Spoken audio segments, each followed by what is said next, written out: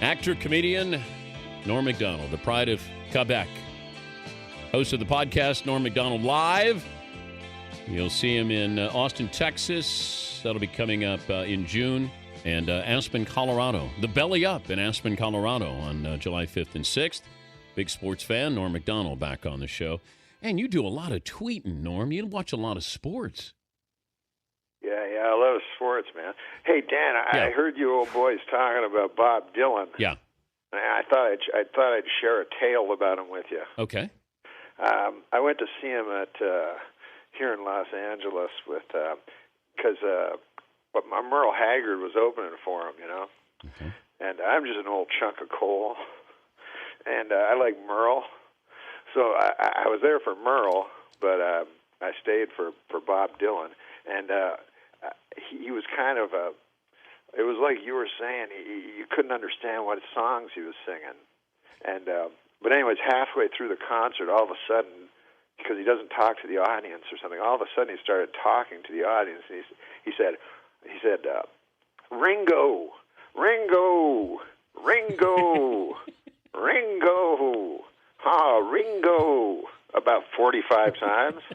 So everyone was sort of in shock. And finally a light went into the audience, and it was Ringo Starr was sitting there with some lady. And then he's all uncomfortable. He's like, Ringo. So he said it about 12 more times. Did you meet him? Bob Dylan? Yeah. Yeah, I met him. What happened was, I was going to finish my Ringo story. Oh, I'm sorry, Norm. I'm sorry. Ringo. Ringo. So anyways, he said, Ringo, like a whole bunch of times. And then he said, any songs you want to hear, Ringo? And then Ringo Starr said, I don't know, do you know any Bob Dylan songs? Do I? For this story? Yeah. Yeah, so name one. Tangled Up in Blue. Yeah, so he said, Ringo goes, well, how about Tangled Up in Blue? He goes, I already did that one. He just didn't understand that he was doing Tangled Up in Blue. No one understood anything. But, yeah, I did meet him, but I don't know him because I'm into country. I'm into outlaw country. So I was there for Merle. Yeah, I like Merle. You like Merle? Yeah. I like Waylon. Oh, God, you like all the guys I like. My best friend is Billy Joe Shaver. He wrote Honky Tonk Heroes for all those boys.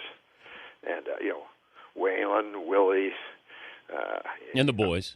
All those boys. There's some new guys on the horizon. There's Hank the Third. But most of this country has turned into stuff Michael Sam would listen to. Well, careful here. What? No, I mean, I enjoy seeing a guy kissing another guy, as much as the next feller. But I'm just glad he wasn't picked in the first round. You're not sure what would happen? Well, it may have been full-on insertion. He's Norm Macdonald, I think, still with us, the actor, comedian. Yeah, I'm here, man. You do a great job of always making me uncomfortable. When you hosted the ESPYs that one time. Oh, you were there. I remember that. Oh my God, you had jokes, but they weren't directed at me. I was uncomfortable, and they weren't even directed at me. Yeah, I have this thing where I don't even know when I do bad, but that happens to me a lot. I come off, I go, hey, that went pretty well, right? They're like, well, everyone left. I'm like, oh. But when you go to these places, the Belly Up in Aspen, Colorado. Oh, yeah, the Belly Up. Okay. What are you working on when you do? Is there always, because comedians always say, oh, well, I'm going in there working on material. Or are you just rehashing material? Well, I don't do a comedy I don't televise my comedy. So I've only done like one special. I did a special a couple of years ago. Did about an hour special. But I have like so much material. I have nine or 10 hours of material. So what I do now is I just talk to a crowd the entire time. And anything they bring up, I have material on. Oh, so you leave it up to them? Yeah, I just have a discussion with them. Oh, look at you! Yeah, it's like you. You have a discussion with your my Danettes, your listeners, your Danettes. What do you call them? The Danettes. Yeah. Are you up for this Craig Ferguson job to take over for him, or are you the one starting the rumor that you're up for Craig Ferguson's job? Oh, neither. Well, so you're not up for it. No, I'm not up for it. Oh, and okay. Nor have I started anything. what happened was I just I tweet and then I talk to my followers. I mean, I don't want to sound like the pale Nazarene, but I have a lot of followers. How many followers do you have? Oh, good God! It must be into the hundreds of thousands. Really?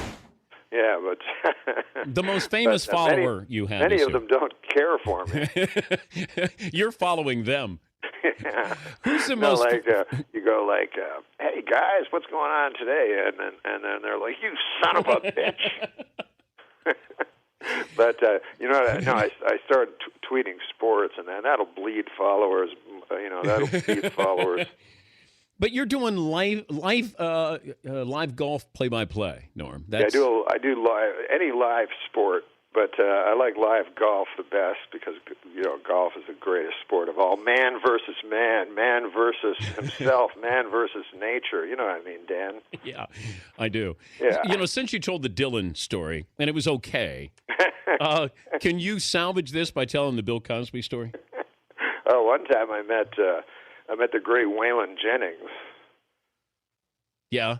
Yeah. So some stupid publicist lady. I'm like, oh my God, I would love to just talk to Waylon Jennings for a moment because I had a great story about him. Because when I was young, my dad would play Waylon Jennings for me, and it was kind of important to me. So I wanted to tell Waylon Jennings the story. So this publicist lady goes, I'm sure he'd love to meet you too. I'm like, no, he doesn't know who I am. Like, she's like, yeah, I bet he does. I'm like, no, he doesn't. I'm like petrified that she's going to wreck it. And then, sure enough, I'm standing in the back, looking as he finishes his set, and he comes out, and you see this lady talking to him, and he's like, why? He's like, huh? He's like talking to him in his ear. He's like, oh, why? What? And I'm like, oh my God! Like obviously she's telling him my biography, So he comes off the stage, and I have this big thing I have memorized to say to him, this big touching story about me and my dad, and I'm like, so I go, it's a pleasure to meet you, Mr. Jennings. And he goes, it's a pleasure to meet you. I've enjoyed you on late night television and also in the situation comedies. And then he takes off. Do they write off your IMDb? Yeah, he wrecked everything. All right, tell the Bill Cosby story. Oh, Bill Cosby. I met Bill Cosby as my hero and stuff. So I was opening for him, and I try to make this short, but okay. I was opening for him, and he said, I said, when I was young, you were my favorite comic, and I listened to you with my dad. He goes, where do you live? I go, what? I go, well, my dad lives in Ottawa. He goes, I think I'm going to Ottawa. He had a guy with him. He goes, Herb, when am Ottawa?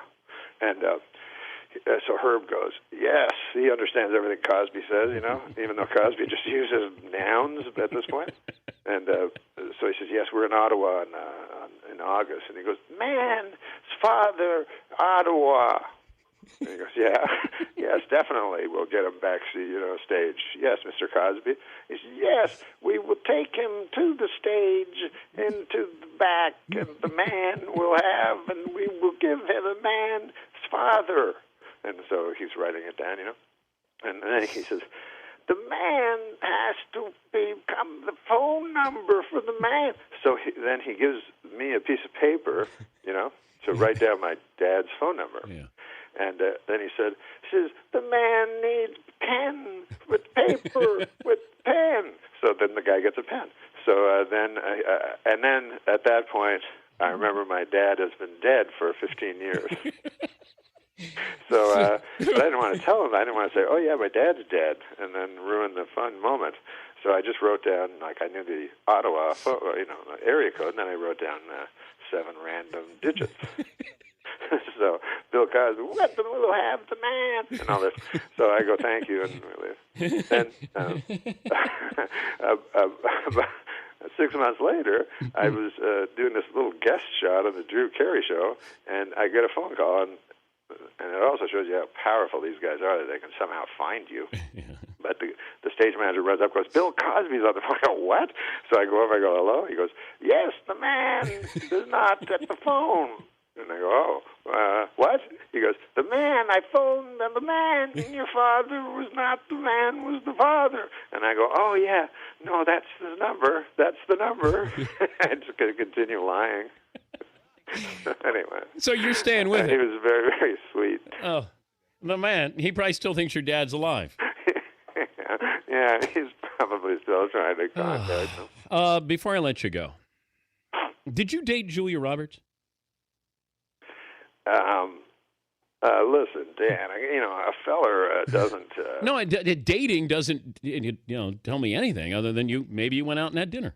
Did you date Julia Roberts? I've met her. Have you kissed her?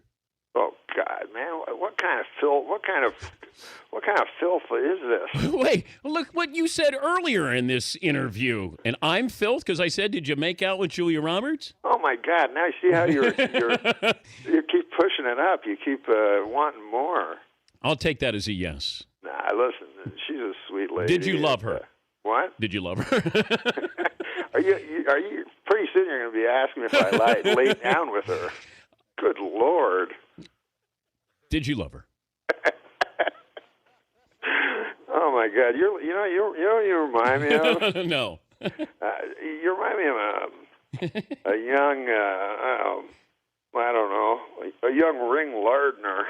Ring Lardner. Oh, that's playing to my demo here. Come on, Noah. You remind me of a young W.C. Hines.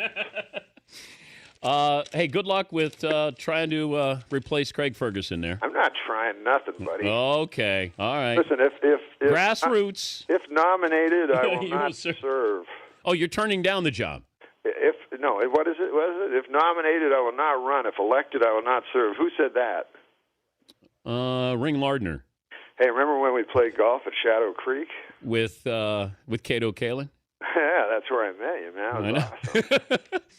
I want to do that again. I'd like to play golf with you again. Oh man, that'd be great. Me and you and Shadow Creek with the. And you know what? I'll have Bill Cosby call you, and we'll set this up. Hey, you having Sandler on the show? Yep, tomorrow. Oh man, that's great. I think you'll be the first. Oh no, it was me. I had him on yesterday.